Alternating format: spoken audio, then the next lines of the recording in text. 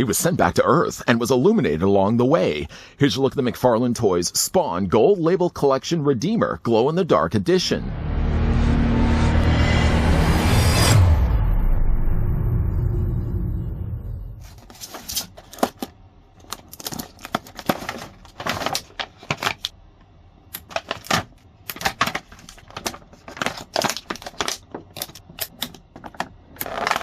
The Redeemer is considered the anti-Spawn, Heaven's equivalent of the Hell's Hellspawn, a powerful religious warrior infused with a heavenly matter and purpose to be a durable, loyal warrior of God. A mysterious organization known as the Ethereal Masters chose worthy mortals to be the host of the Redeemer and transform into angelic warriors to battle Hell. Unfortunately, the Redeemer typically retains no knowledge of their mortal lives, even if they return to the mortal realm. However, the current Redeemer, Eddie Frank, not only retained his memories, but fueled by his rage towards the Hellspawns, made him the most powerful Redeemer to date. Just before we get a closer look at a glow-in-the-dark Redeemer, I'd like to thank the folks over at McFarlane Toys that did provide this sample we could have a look at. Not only does the figure glow in the dark, but he's also limited to only 3,000 pieces worldwide. Some assembly, of course, is required. That assembly is already done. I've taken the liberty of adding the wings on the back of the figure's body. Not that you necessarily needed to see how that installs, but based on that, depending on how you want to have the figure displayed, we could either measure it to the top of his head or we could measure it to the top of his wings.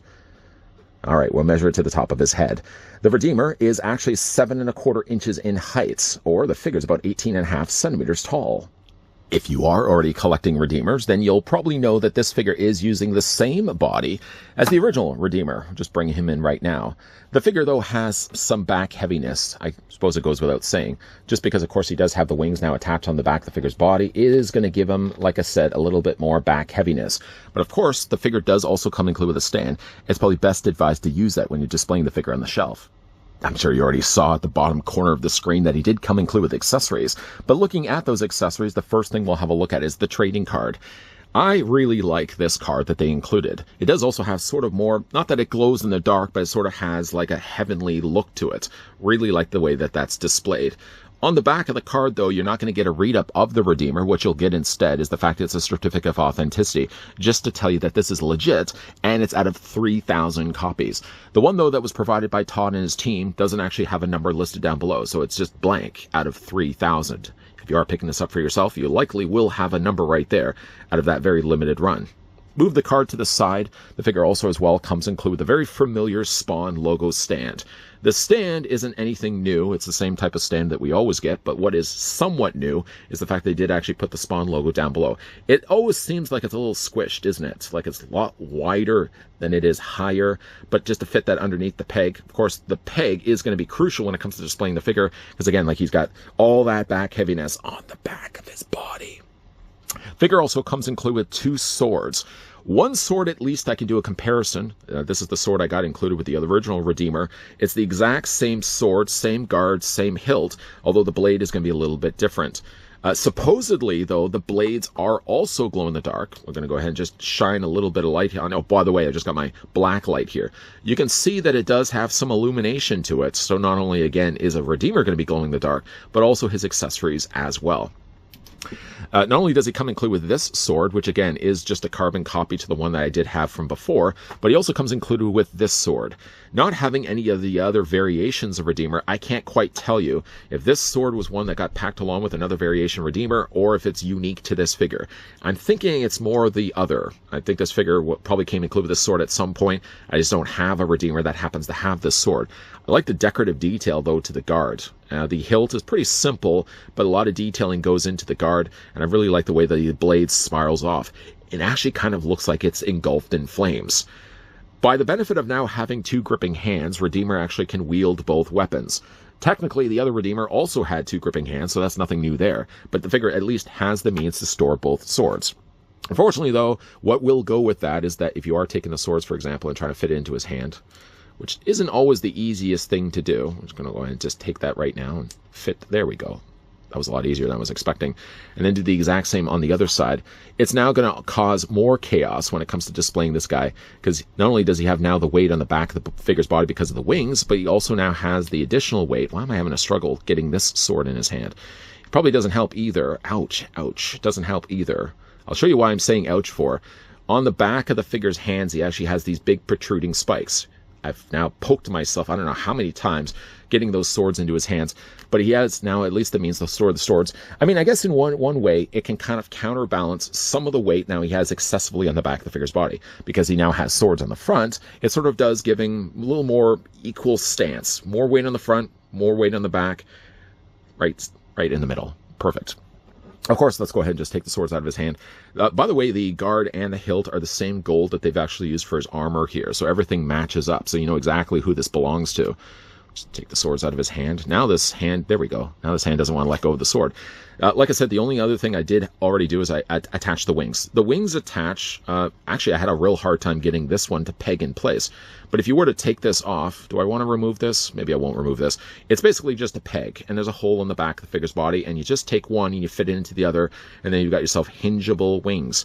These wings, what's neat about them is bringing in the original Redeemer. The original Redeemer would have used only just a lighter plastic of gray, and then would have washed over top of it to bring all the details of the feathers to the foreground. This Redeemer actually does use similar sculpting. Of course, it's the identical sculpting, but they've actually now got away with by using translucent, a very smoky, clear plastic. If you take the light and shine across it, boy, does that ever illuminate. Now, this is going to glow a green similar to both the blades of the swords, and boy, does that ever look really neat. You can kind of see in a way that just by shining the light that I'm doing on it, how the colors change slightly. So that's a little bit more greenish now on the one side. It's not just my eyes. I'm sure other people are seeing it too. It's a little greener on this side than it is on this side. Again, we can also share the wealth around. We'll shine it on this side also as well. Yeah, the actual wings glow a really nice bright green. The glowing doesn't just stop with the wings, though. If you actually look at the front of the figure's face, the cross that he has across his face does glow, and some of the other details, for example, like the little cross that he has down below here on his belt, do also glow. He doesn't have as much illumination necessarily to the front of his torso, but it's at least where it counts. Like I said, in the cross down below here, and he also has his, of course, you know, any 90s character would have himself a thigh belt of pockets. This thigh belt of pockets just happen to have crosses all across it. So there are some areas that do illuminate. Again, the wings, the cross, and down below here also as well. Nothing else really seems to illuminate him, or what does illuminate him at least isn't as bright as those sections.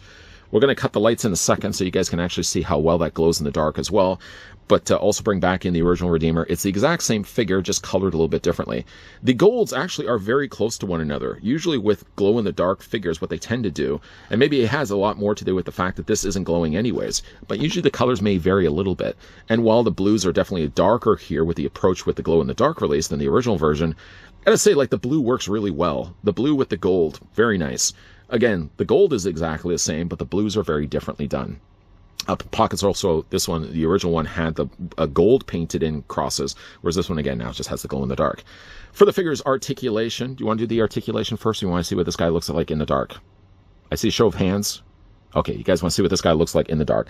So getting this guy to stand, which again isn't always the easiest thing to do, because of course the figure does have much weight on the back of his wings. You know what we'll do? We'll actually grab the display stand. That might just make things a little bit easier. Plug it on the back, plug it on the bottom of the figure's feet. He does have pegals on the bottoms of both his feet, by the way. If we can get this guy to stand, we'll cut the lights. You guys can see what he looks like in the dark. Yeah, I didn't just want to rely on the black light alone. Now, I can already see the fact that the cross on the front of his face, you can't even see my hand, the cross on the front of his face, the cross on his buckle, and the side pockets that he has on his thighs. Not to mention as well, the wings are already glowing. You may not even be able to see that, but I'll fix that in a second. I'm going to grab myself the black light, grab the figure, of course, and we're going to just run the light across it. So again, you can see the greenness in his wings. See how it retains? Obviously, the longer amount of time that you have this shining on the plastic will then dictate how much more it glows. I move it away for a second. You can see how it glows in the green. You can see also as well how the face, what face he has at least, does also glow in the dark. And down below, again, you've got the belt buckle, and then got the pockets there also as well. So he doesn't glow everywhere. He does actually, now that I'm looking at it, he seems to glow just a little bit in the blue. So there's a little bit of illumination, but not to the level, of course, with his wings and all the other parts that we've looked at also as well. Like, it doesn't seem to be the case as, again, I shine this across the torso, his arms. It doesn't look as much. Now, I did do this earlier, and I had about the same level of success. It only seems to, again, glow in those certain areas. The rest of his body seems not to glow as much, or doesn't even glow at all.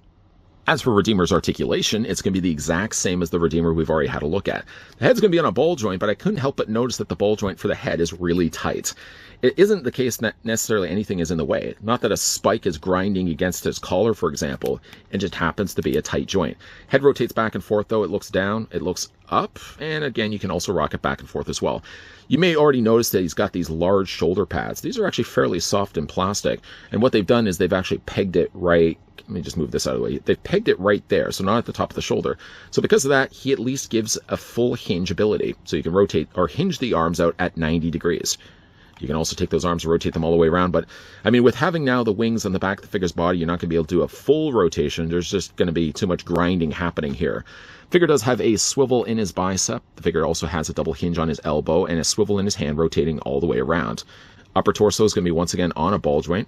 The figure further down has a ball joint just above the belt, so it rotates also there as well. Legs split out, they're on ratcheted joints. You can take the legs and move forward. You can move them back. There is a swivel at the top of the thigh. Double hinge on the knee. Love the sculpting on these legs, by the way. There is a little bit of marbling. I couldn't help but I have to mention that, of course, in the review. There's a little bit of marbling happening in the gold, but I mean, being that it's actually armor, I can get away with the fact that this guy has a little bit of marbling there. If it was just a regular suit, then it would look a little out of place. Really, again, stellar looking sculpting here. And again, for his ankle articulation, it moves back and forth this way, and the figure does have toe articulation. Couldn't help but also point out the fact he does have the wing articulation. So because of course it swivels back and forth on that peg, it moves back and forth this way. It also hinges out also as well. So if you are one that likes to have your Redeemer spawn kind of more angled back like this, you can also display it, but of course that's going to give him even more problems when it comes to him actually standing. For right now at least, we're going to just get this displayed as he is normally.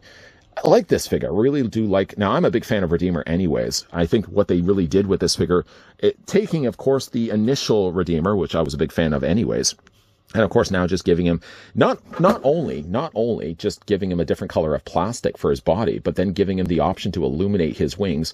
Unfortunately, though, the same problem, as you guys can already see, he's going to have a harder time to stand just because, again, he's got the weight of the wings on the back of the figure's body. Any figure that has wings on the back of their body is automatically going to be a figure that's going to give you a harder time to stand.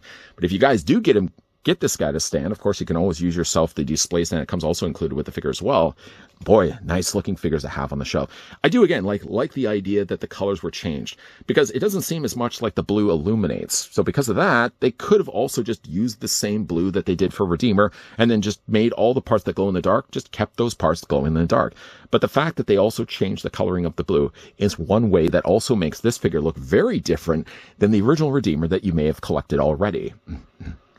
As already mentioned, if you guys are interested and want to get your hands on the Redeemer Glow in the Dark edition, this guy is limited to only 3,000 pieces. Finding this guy online, you may have to source him out on places like eBay, and hopefully you won't have to pay through the roof if you want to get your hands on him.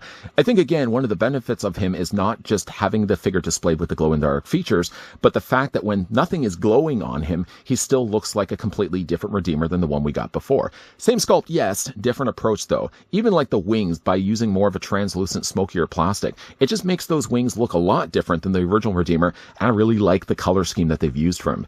In a way, I kind of wish that they could have used a different gold, though, so it wasn't the exact same gold as the original Redeemer, but again, like the colors work extremely well with the metallic gold and then that blue that they've used. That blue is like one of my favorite things about the figure.